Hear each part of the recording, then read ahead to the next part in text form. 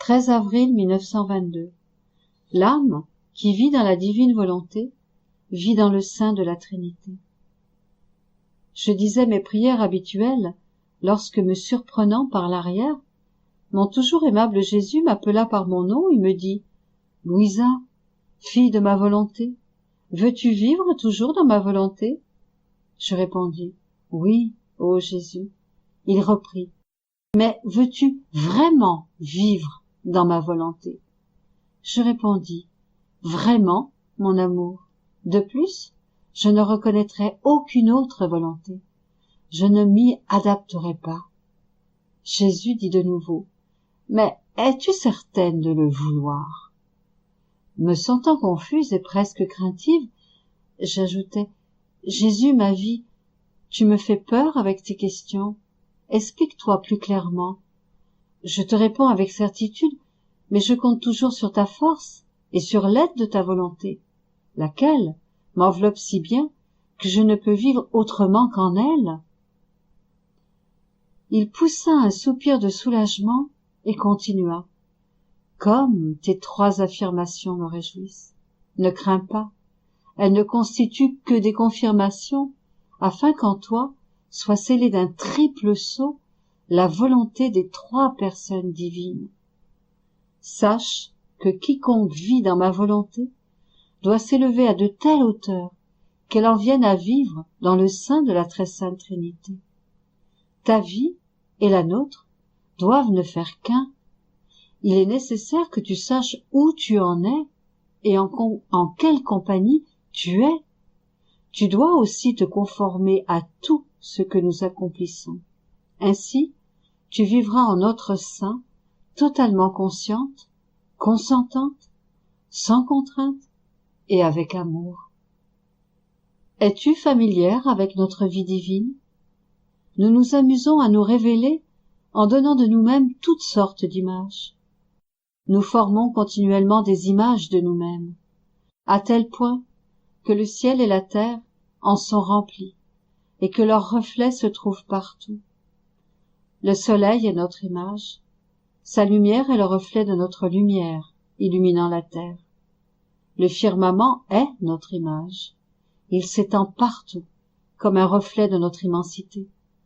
L'homme est notre image, il porte en lui-même notre pouvoir, notre sagesse et notre amour.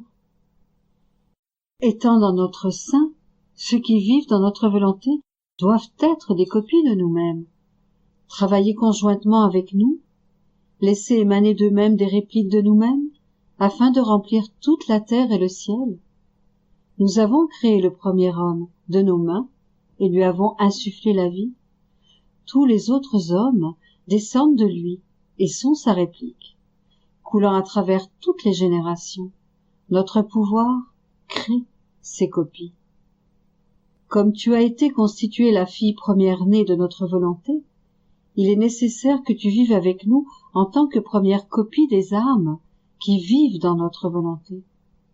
En vivant avec nous, tu adoptes notre attitude et tu apprends graduellement notre façon d'agir. Ensuite, quand nous aurons fini de faire de toi la première copie des âmes qui vivent dans notre volonté, d'autres copies suivront. Le chemin de notre volonté est long, il englobe l'éternité. Quoiqu'il puisse te sembler que tu en as parcouru toute la longueur, il t'en reste encore beaucoup à couvrir. Tu as beaucoup à recevoir de nous, afin que tu apprennes nos façons de faire et que tu sois une bonne première copie des âmes qui vivent dans notre volonté. Il s'agit du travail le plus important que nous devons effectuer en toi. C'est pourquoi nous devons te donner beaucoup et qu'il est très nécessaire que nous te disposions à recevoir ce que nous te donnons.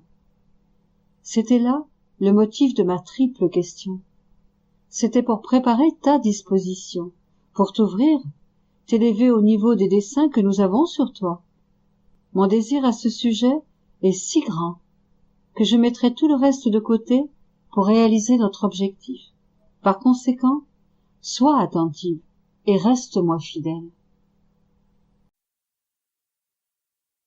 13 avril 1932.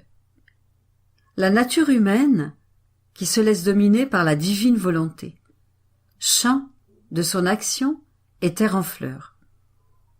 Comment la divine volonté possède l'inséparabilité?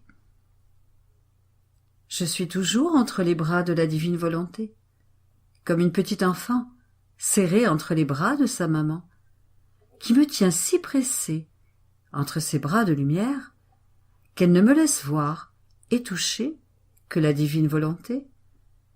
Et je me disais, oh, si j'avais pu être libérée de la prison de mon corps, mes envols vers le fiat auraient pu être plus rapides. J'aurais plus appris. Je n'aurais fait qu'un acte unique avec elle.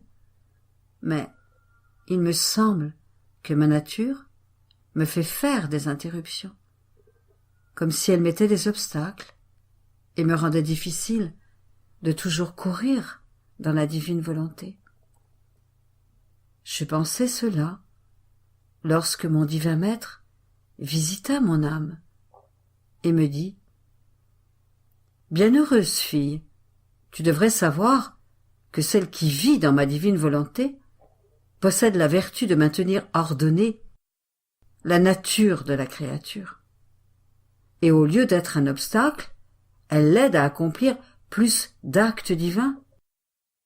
Elle est pour les fleurs comme une terre qui lui permet de former les magnifiques floraisons, qui la recouvre presque par la variété de leur beauté, et à qui le soleil communique la diversité des plus belles couleurs, en les rendant brillantes par sa lumière.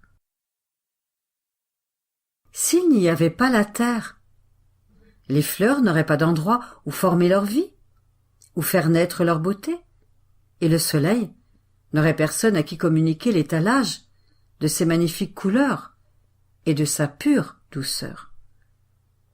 Telle est la nature humaine, pour l'âme qui vit dans la divine volonté.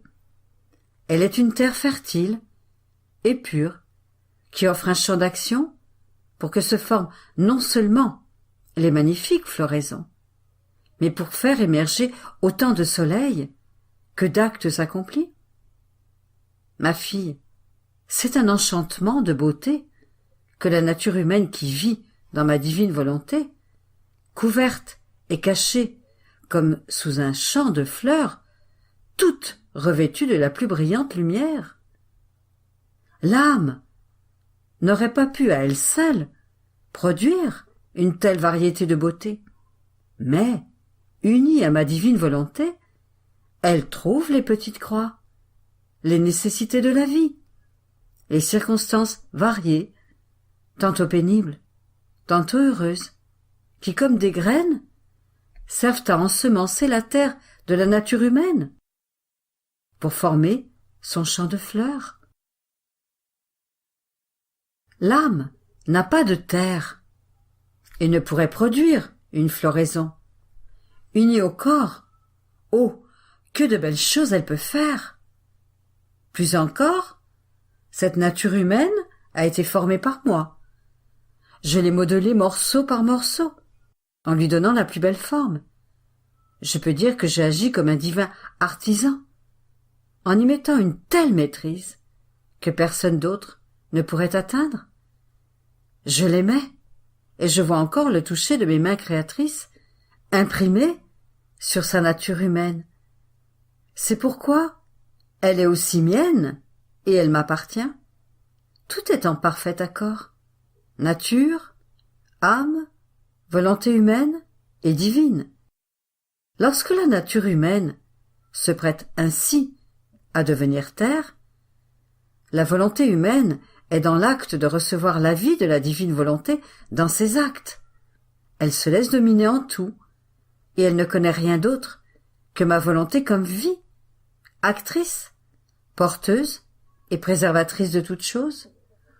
Oh, que tout alors est saint, pur et magnifique. Mon fiat est au-dessus d'elle, avec son pinceau de lumière pour la perfectionner, la diviniser, la spiritualiser. Sa nature ne peut plus être un obstacle aux envols dans ma volonté. Tout au plus peut-elle être pour toi un obstacle à ton vouloir, auquel tu dois ne jamais donner vie, afin que dans ta terre, il n'y ait pas de peur. Car, si elle est présente, ta terre reçoit et donne ce qu'elle a reçu. En vérité, ta terre donne encore plus, et change les semences en fleurs, en plantes et en fruits. Sinon elle demeure dans son silence, et reste une terre stérile. Je remerciais Jésus pour sa belle leçon, et j'étais toute heureuse de savoir que ma nature humaine ne pouvait pas me faire mal. Au contraire, elle pouvait m'aider à faire grandir la vie de la divine volonté dans mon âme. Et je continuais mes rondes, mes envols dans ces actes, et mon doux Jésus ajouta: Ma fille, ma divine volonté possède l'inséparabilité de tous ses actes et effets, autant lorsqu'elle travaille seule, en dedans, comme en dehors d'elle-même, que si elle travaille dans la créature, ou encore lorsque la créature travaille en elle, ou afin d'exécuter ce que veut ma divine volonté.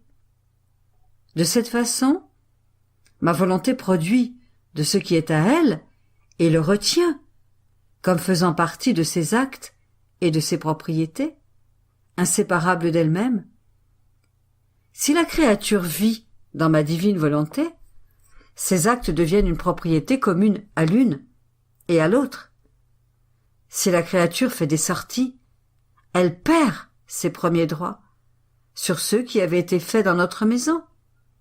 Puis, la substance, la vie de l'acte, la sainteté, la beauté, les prérogatives nécessaires pour pouvoir donner un de nos actes produits par notre divin vouloir. La créature n'a rien fait d'autre qu'aider et concourir avec sa volonté pour travailler avec la nôtre. Mais, de substance, il n'y a rien qui vienne d'elle. C'est pourquoi, en persistant à vivre dans notre vouloir, elle maîtrise avec elle. Si elle en sort, c'est avec justice qu'elle ne touche rien. Mais, si elle revient, elle acquiert de nouveau le droit de maîtrise.